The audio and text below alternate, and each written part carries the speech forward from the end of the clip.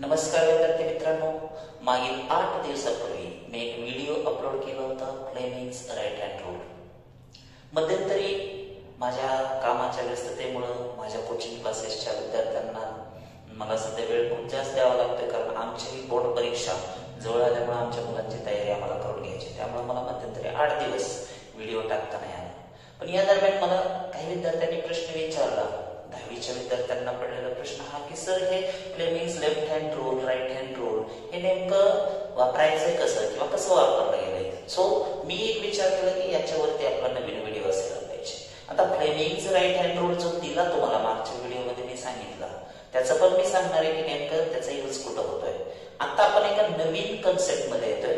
जसा Fleming's right hand rule होता तसंच फ्लेमिंग्स लेफ्ट हँड रूल देखील आहे. सध्या आपण या व्हिडिओमध्ये पाहणार आहोत फ्लेमिंग्स लेफ्ट हँड रूल. आणि ज्या गोष्टीची तुम्हाला चिंता वाटत होती की नेमकं हे पॉइंट वेगवेगळे आहेत का इफेक्ट्स ऑफ इलेक्ट्रिक करंट मध्ये, तर बिलकुल नाही. फ्लेमिंग्स लेफ्ट हँड रूल वरती किंवा त्याच्यावरती जे डिपेंडंट ऍप्लिकेशन आहे ते म्हणजे इलेक्ट्रिक मोटर, हे सुद्धा आपण आता या व्हिडिओमध्ये बघणार आहेत. So let's proceed for first of all Fleming's left hand rule. काय आहे हा रूल?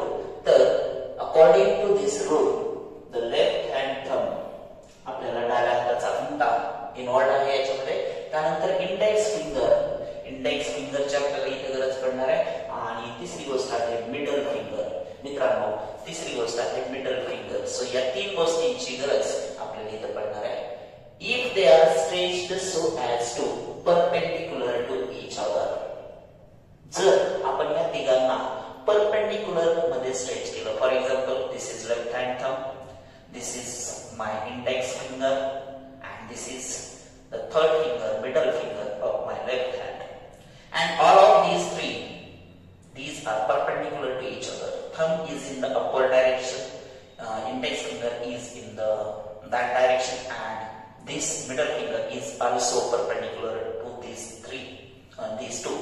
सो हे तीनही एकमेकांना कशा आहेत? परपेंडिक्युलर आहेत. तीनही एकमेकांना परपेंडिक्युलर आहेत म्हणजे 90 डिग्री मध्ये ते आहेत.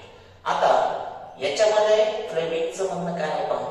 Index finger indicates the direction of magnetic field. काय असणार आहे? तर इंडेक्स फिंगर जी असेल ही, this finger indicates the direction of magnetic field.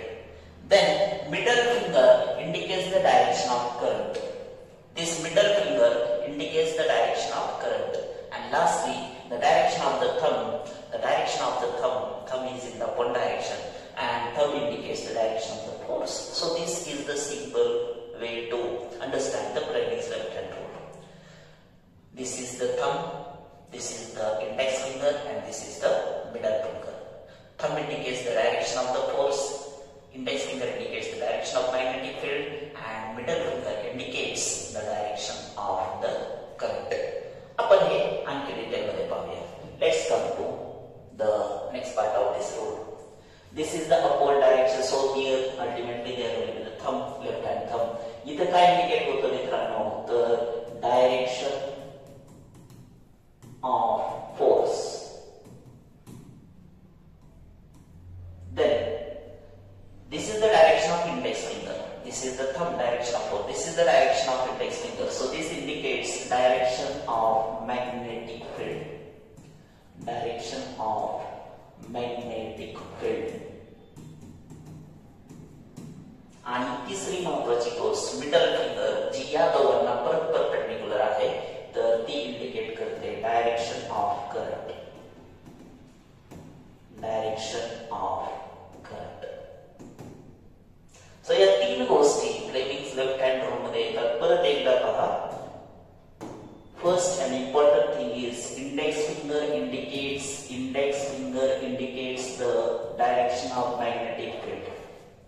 Middle finger indicates the direction of current. आणि ह्या दोन एकमेकाला परपेंडिक्युलर असताना थंब त्यांना परत परपेंडिक्युलर आहे आणि थंब इंडिकेट करतो द डायरेक्शन ऑफ फोर्स. जे तुमच्या बुक मध्ये पण दिलेलं आहे. आपण बघूया की कशा पद्धतीने हा रूल इथं पण दिलेला आहे. तुम्ही पाहू शकता. This is the direction of force, this is the direction of magnetic field, this is the direction of current. Thumb indicates the direction of force. Index finger indicates the direction of magnetic field, while the middle finger indicates the direction of current. या पद्धतीने Fleming's left hand rule आहे, आपल्या text book मध्ये पण आहे. आता आपण त्याच्या डिटेल कडे जातो. नाउ ज्यावेळी आपण विचार करत